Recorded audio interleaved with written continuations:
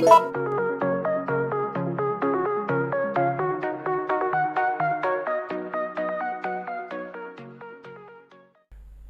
teman-teman, welcome to Ryuko Gaming. Dan hari ini aku akan memberikan prediksiku soal Liga Champions babak perempat final teman-teman ya.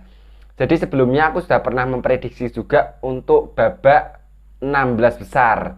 Dan sebelum kita mulai, kita lihat dulu rekap prediksiku seperti apa. Jadi waktu itu aku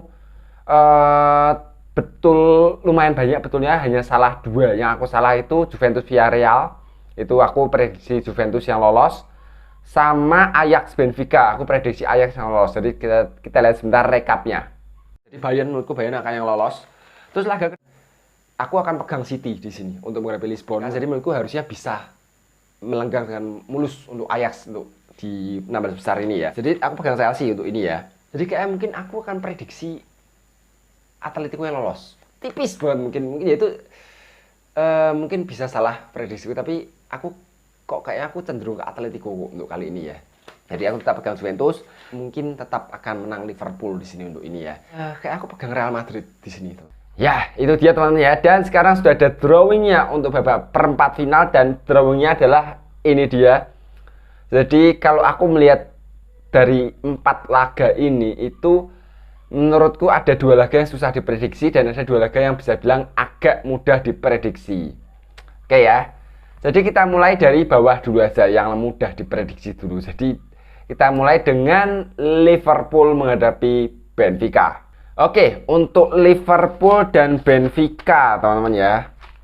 Ya, jadi aku juga sudah membuat catatan kecil di sini. Jadi beberapa laga terakhir dari mereka berdua. Jadi Benfica sementara ini menduduki peringkat 3 di Liga Portugal di bawah Porto dan Sporting Lisbon. Sedangkan Liverpool, sorry aku lupa nulis teman, aku lupa nulis, tapi peringkat 2 mungkin kalau nggak salah 2. Satunya tuh City, 2 Liverpool nggak salah, dan 3-nya Chelsea ya. Jadi kalau kita melihat beberapa laga belakangan ini dari Benfica itu mereka ya lumayan lah ya, lumayan menang-menang juga. Dan tapi juga beberapa kali seri ya. Terlihat mereka menang atas Pacos Ferreira 2-0, terus menang atas Arouca juga 2-0, Tondela menang 3-1 Benfica. Rata-rata menang, hanya seri menghadapi Boavista 2-2. Dan top skor mereka adalah Darwin Núñez dengan 20 gol. Sedangkan Liverpool sendiri juga cukup bagus menurutku. Kita lihat tuh, mereka menang atas Arsenal 2-0, terus menang atas West Ham 1-0, membantai Leeds 6-0, terus menang atas Leicester City 2-0. Jadi bisa bilang cukup bagus, menang imbang Chelsea 2-2. Kalau aku tetap memprediksi di sini Liverpool yang akan lolos teman-teman. Soalnya gini ya, jadi meskipun Benfica itu kemarin bisa bilang cukup mengejutkan Ajax ya. Soalnya aku sendiri menjagokan Ajax. Soalnya waktu itu statusnya tuh Ajax lolos dari grup itu dengan status kemenangan sempurna kalau nggak salah. Jadi betul-betul 6 kali kemenangan.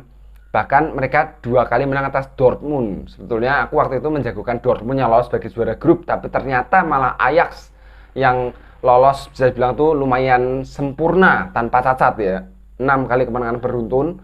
Nah, dan mereka membuat kejutan dengan menyingkirkan Ajax di situ. Dan Benfica pun juga sempat mengalahkan Barcelona waktu itu di fase grup. Tapi kembali lagi, menurutku itu hal yang berbeda karena waktu Benfica menang atas Barcelona, saat itu Barcelona masih agak kacau. Sudah bukan Barcelona yang sekarang. Seperti itu. Nah, jadi makanya itu kayak aku melihat kali ini lawan mereka adalah Liverpool. Sedangkan Liverpool juga kembali lagi masih bagus. Karena Liverpool juga bisa dibilang tuh pemain-pemain yang menghuni starting line up, starting 11 Liverpool itu tuh masih pemain-pemain lama yang sudah bermain dalam waktu yang lama. Jadi kayak sudah mengenal satu sama lain, sudah klik satu sama lain, chemistry sudah chemistry sudah dapat.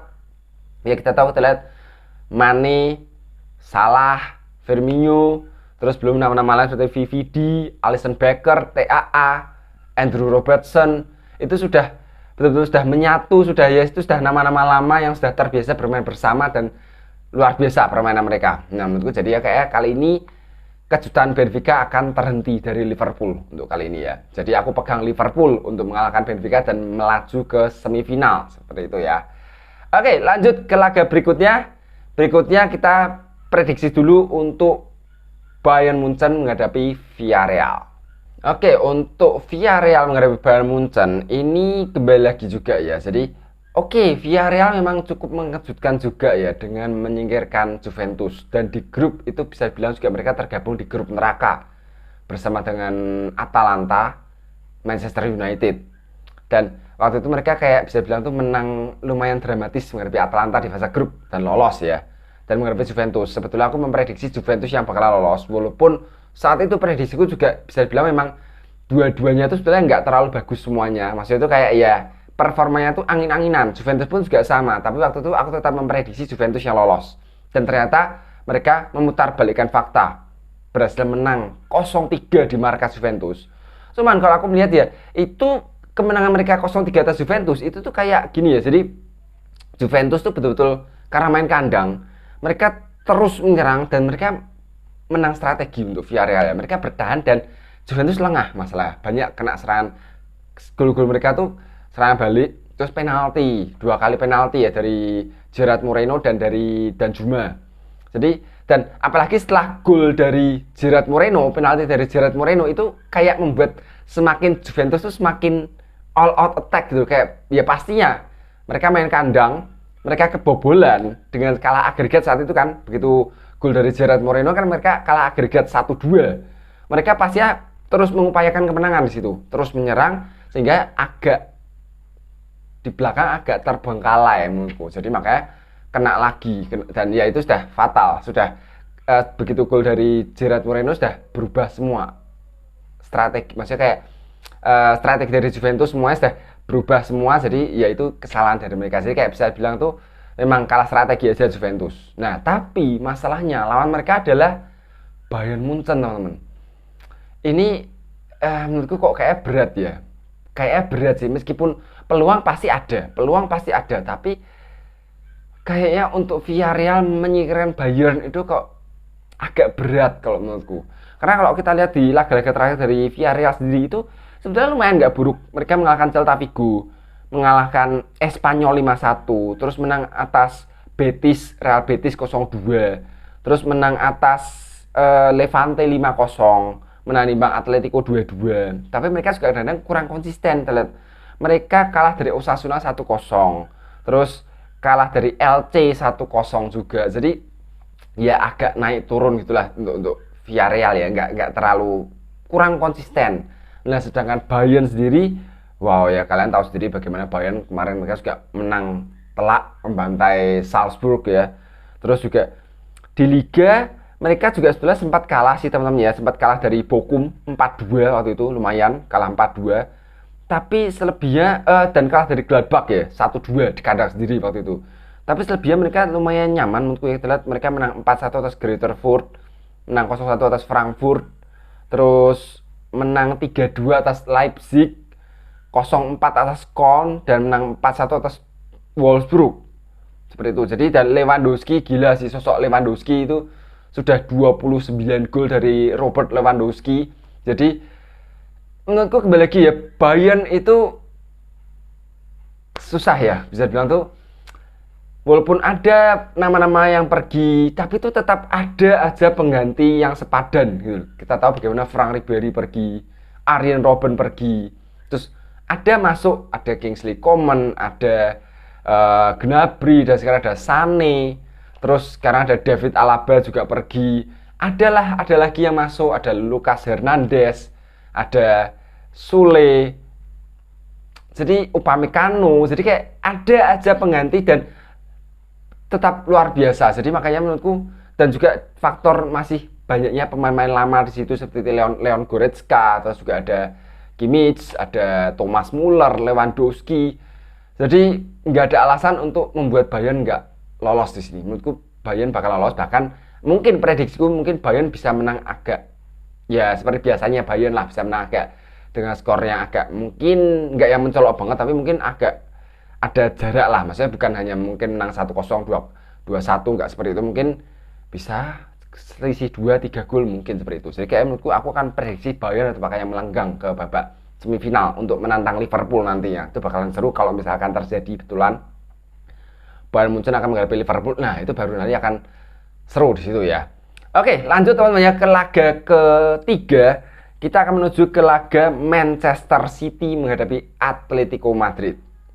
Oke, di laga ini teman-teman ya. Jadi banyak pihak pasti memprediksi Manchester City yang akan lolos. Karena kembali lagi City memang bagus musim ini. Kita lihat mereka peringkat 1. Dengan mereka laga-laga yang mereka jalani itu mereka lumayan juga, walaupun sempat kalah juga ya dari Spurs 2-3, mereka sempat kalah. Tapi selebihnya mereka cukup bagus, menang 0-1 atas Everton, menang 4-1 atas MU, terus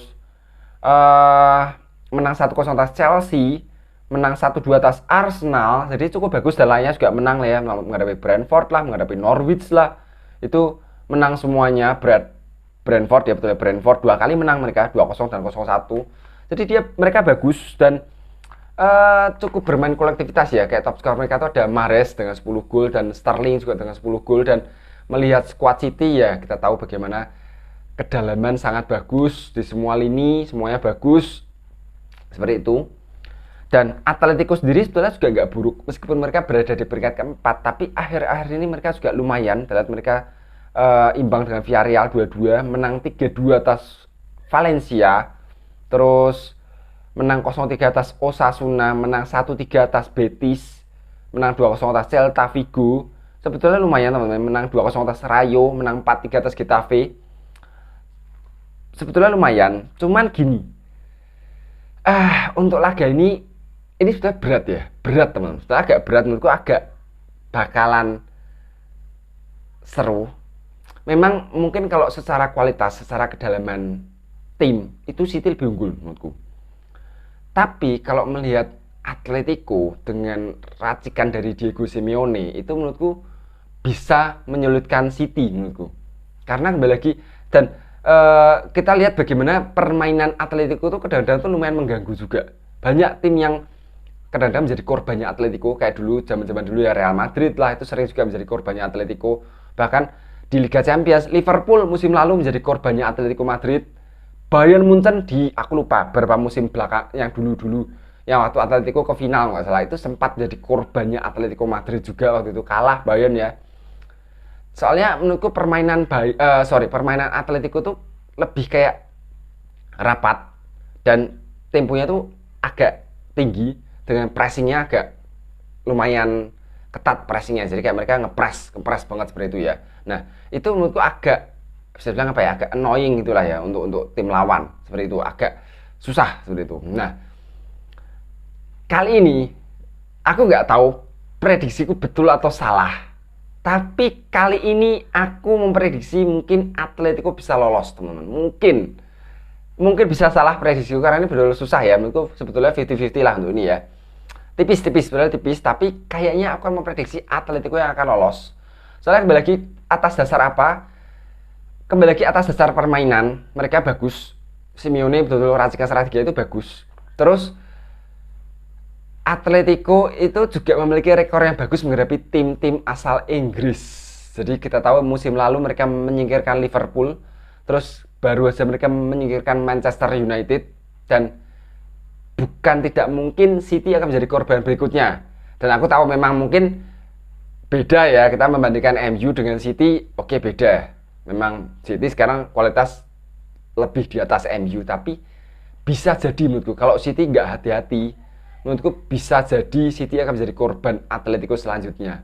Karena menurutku mereka pun juga secara kualitas memang mungkin bukan pemain-pemain yang super bintang seperti KDB, seperti Mahrez, seperti Sterling. Bukan pemain yang kayak gitu, tapi itu Atletico juga memiliki kualitas menurutku. Ada Angel Correa, ada Griezmann, terus ada Joao Felix, ada Marcos Llorente. Di semua lini oke. Semua lini itu cukup bagus, merata. Jan Oblak, dari kiper, belakang, tengah, depan, itu semua memiliki kualitas. Belum ada Rodrigo de Paul, ada Renan Lodi, bagus semuanya. Jadi menurutku nggak kalah kualitasnya dari City.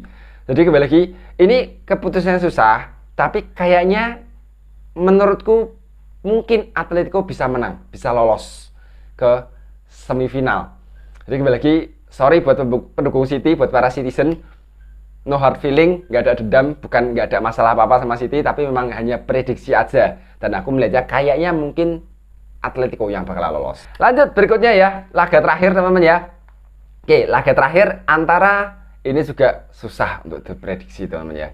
Chelsea menghadapi Real Madrid. Ya, ini menurutku sebetulnya laga yang sangat susah untuk diprediksi juga, dan menurutku nantinya juga bakalan cukup imbang 50-50 menurutku ya. Karena gini, kita lihat ya, untuk Chelsea di Liga mereka peringkat 3 sementara ini teman-teman ya, peringkat 3. Kita lihat mereka kalah dari Chelsea, kalah dari City 1-0, imbang dengan Liverpool 2-2, menang atas Spurs 2-0.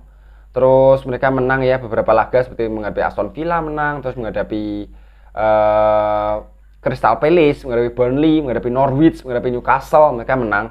Terus mereka juga hanya imbang menghadapi Brighton, 2 kali imbang menghadapi Brighton ya, 1-1 dan 1-1. Sama sudah sih imbang lawan Liverpool setelah itu. Dan top skor di liga mereka tuh malah Mason Mount.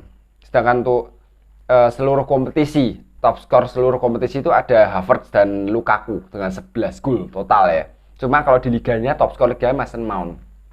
Nah, Chelsea itu sebetulnya lumayan bagus juga.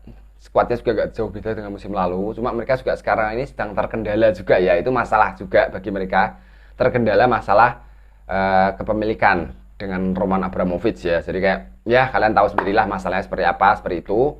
Jadi kayak mendapatkan sanksi skor seperti itu ya untuk Chelsea. Aku nggak tahu apakah itu akan berdampak atau enggak. Sebetulnya kalau melihat ya mungkin nggak terlalu berdampak secara langsung lah ya. Untuk langsung sekarang mestinya enggak. Cuman kembali lagi untuk di luar masalah itu, Chelsea itu menurutku agak bermasalah dari striker.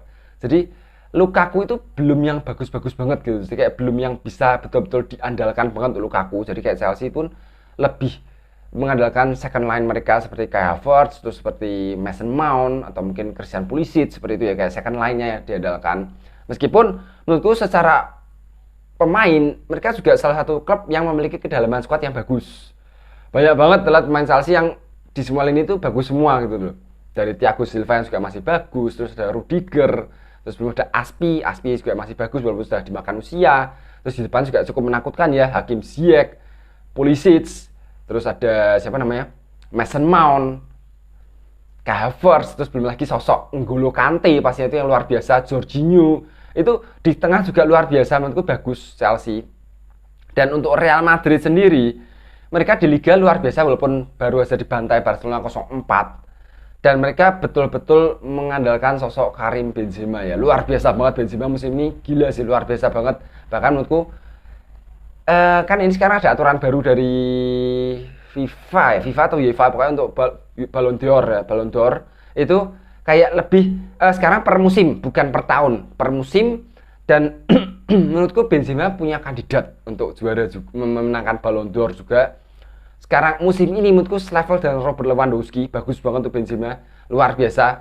Betul-betul kayak ini sekarang Benzema sekarang tuh beda dengan Benzema yang dulu. Luar biasa, ini kayak betul Benzema kerasukan Ronaldo zaman dulu. Jadi kayak luar biasa, gila sih, kayak Madrid betul-betul bergantung pada seorang Karim Benzema.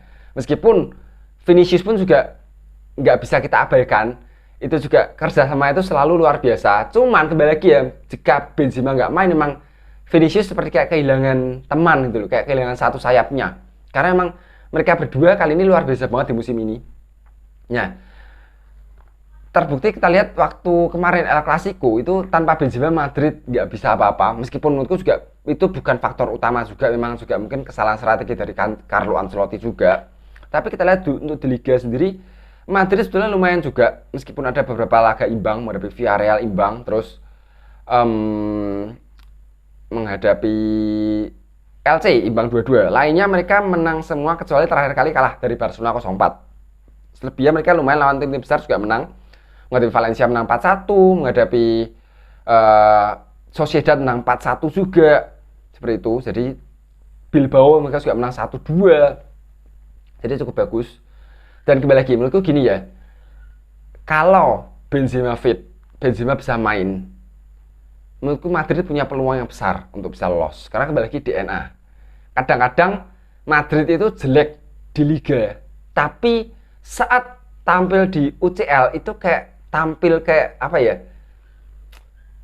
Kayak di mode yang berbeda gitu loh. Itulah Real Madrid. Jadi entah kenapa aku juga gak tahu, tapi emang ya mungkin memang itulah DNA mereka, kayak kemauan mereka untuk di UCL itu berbeda gitu loh. Dan menurutku Madrid yang sekarang itu sudah lebih bagus dibandingkan dengan Madrid musim lalu. Menurutku aku menyoroti sektor belakang teman-teman ya. Musim lalu tuh Madrid menurutku agak kurang. Aku nggak tahu kenapa agak kurang suka dengan musim lalu Varane memimpin lini belakang Madrid. Itu aku merasakan Varane tuh kadang-kadang bagus, tapi kayak angin-anginan Varane tuh. Kadang-kadang bagus tapi kadang-kadang tuh blunder gitu. Kayak iya seperti itu. Kalian mungkin kalau yang fans Madrid mungkin kadang-kadang juga merasakan hal yang sama. Mungkin kadang-kadang mainnya bagus, tapi kadang-kadang tuh kayak aku ngerasa kalau nonton nggak apa ya gimana ya rasanya tuh nggak tenang kalau ada Varane. Maksudnya Varane main itu tuh kadang-kadang tuh kurang tenang kalau Varane main. Soalnya kadang-kadang tuh kadang-kadang bikin blunder Varane tuh. Jadi kayak ya gimana nggak tahu cara mainnya mungkin ya. Nah sekarang ini dengan masuknya David Alaba itu menurutku pembelian yang sangat bagus bagi Real Madrid. Alaba bagus banget, lumayan stabil Alaba, juga bisa kuat di menyerang, kuat di pertahan. Bagus Alaba menurutku, pembelian yang tepat. Dan yaitu dengan Vinicius yang semakin on fire itu luar biasa menurutku musim ini untuk Real Madrid ya. Nah ini juga kembali lagi keputusan yang sulit teman-teman ya. Tapi menurutku kemungkinan aku memprediksi Madrid bakalan bisa lolos kali ini, bisa membalaskan dendam di musim lalu. Setelah musim lalu mereka kalah di semifinal ya dari Chelsea. Mungkin musim ini mereka bisa lolos lagi. Aku tahu memang mungkin kemarin istilah kita kalah, kok kita kalah, sorry bukan kita, Real Madrid kalah dari Barcelona 0-4. Tapi menurutku kembali lagi ini Liga Champions, dan kembali lagi kalau Benzema main, kembali lagi kayak zaman dulu, zaman waktu Real Madrid treble. Kalau Ronaldo main, apapun bisa terjadi. Sama halnya sekarang, kalau Benzema main, apapun bisa terjadi menurutku. Itu sudah dibuktikan kemarin saat menghadapi PSG. Kalah 0-1 di Parc des Princes. Bahkan di babak pertama kalah 0-1 lagi. Bagaimana kita lihat tuh? Tertinggal agregat 2-0. Hanya tersisa 45 menit dan Real Madrid betul-betul menunjukkan mentalitas juara. DNA Liga Champions mereka tuh betul-betul bukan kaleng-kaleng. Kita lihat tuh, hanya tinggal 45 menit posisi tertekan dengan kita lihat lawan kayak gitu menakutkan, Messi, Neymar, Mbappe yang betul-betul kayak gitu sudah di mana-mana, sempat gol beberapa dianulir dan mentalitas tetap terjaga. Madrid bisa membalikkan keadaan jadi 3-2 secara agregat. Menurutku itulah yang membedakan Real Madrid dengan tim-tim lainnya di Liga Champions. Jadi menurutku untuk kali ini masih bisa menurutku, karena kembali lagi faktor-faktor lainnya di Chelsea ya, seperti kayak yaitu tadi ada mungkin permasalahan internal mereka dengan pemilik klubnya, terus juga masalah striker mereka yang mungkin agak kurang subur. Nah seperti itu, mungkin aku melihat faktor itu walaupun tipis ya. Menurutku kembali lagi prediksiku bisa salah kali ini. Untuk yang dua tadi ya, City Atletico dan Madrid Chelsea bisa salah prediksiku, karena kembali lagi ini susah diprediksi dan tipis menurutku. Tapi kembali lagi itulah prediksi teman-teman ya. Jadi untuk semifinal aku memprediksi akan ada derby Madrileno plus Bayern menghadapi Liverpool. Mungkin seperti itu menurutku. Ya, oke, sudah semua teman-teman ya. Nggak tahu ini bakalan sukses seperti yang kemarin atau enggak. Kita lihat aja nanti. Dan gimana kalau prediksi kalian gimana teman-teman? Coba kalian komen di bawah ya. Kalau menurut kalian siapa yang akan menuju ke semifinal? Ya udahlah, oke segitu dulu aja untuk episode hari ini. Kita ketemu lagi besok, dan itu kayak drawing Piala Dunia tuh minggu depan kalau nggak salah teman-teman ya. Kalau minggu depan nanti aku akan juga prediksi Piala Dunia, belum sih panjang, masih lama sih, tapi aku coba akan prediksi ya. Dan sayang sekali buat para pendukung Italia teman-teman ya, sayang sekali Italia harus tersingkir untuk kedua kalinya ya, kedua kalinya secara beruntun nggak lolos ke Piala Dunia. Kalau aku komen sedikit ya mengenai masalah ini ya. Kadang menurutku aku agak ya, aku sebenarnya bukan fansnya Italia, jujur bukan fansnya Italia, tapi menurutku agak sayang sebetulnya. Aku tetap menyayangkan Italia nggak lolos. Soalnya gini, mengurangi tingkat keseruan. Meskipun tetap seru, tetap ada Prancis, tetap ada Inggris, tetap ada Brasil, Argentina, dan lain-lain, Jerman, dan lain-lain. Tapi kan kalau tambah Italia lagi itu tambah lebih seru gitu loh. Siapa tahu Italia bisa ketemu siapa, ketemu Jerman lah, ketemu Inggris lah, ketemu Argentina lah. Itu kan lebih seru gitu loh dibandingkan ya, meskipun kalau misalkan yang lolos Portugal ya oke juga sih. Cuma menurutku secara nama besar semuanya tuh harusnya Italia layak untuk lolos, paling enggak tuh untuk meramaikan lah istilah itu. Lebih seru kalau Piala Dunia itu diperkuat, maksudnya itu yang lolos tuh tim-tim banyak, tim besar semuanya lolos semua tuh, baik dari Eropa, dari Amerika Selatan, ya semuanya kayak di Amerika Utara, Meksiko, Amerika Serikat tuh lolos juga, itu bakalan seru gitu loh. Soalnya aku juga pernah dulu ya Piala Dunia 2010 kalau nggak salah, itu agak kurang gitu karena waktu itu banyak yang nggak lolos, kayak di Afrika segala itu tim-tim yang lolos kayak Angola, terus kayak siapa lagi aku lupa dulu. Jadi tim-tim kayak Nigeria, Kamerun nggak lolos semua, itu kayak mengurangi tingkat keseruan ya, walaupun tetap seru juga ditonton, tetap seru, tapi kan lebih kadang-kadang seperti itu lebih nyaman kalau yang lolos tuh yang tim-tim kuat gitu loh ya, lagi ya. Ya tapi ya udahlah, emang itulah yang terjadi. Tetap kita nikmati aja Piala Dunia. Siapapun yang lolos tetap nonton pastinya. Ya udahlah. Oke teman-teman ya, nanti next minggu depan akan aku bahas kalau sudah ada drawingnya. Oke, jangan lupa untuk tombol subscribe, like, komen di bawah, dan share ke teman-teman kalian. Thank you for watching and see you in the next video. Bye bye.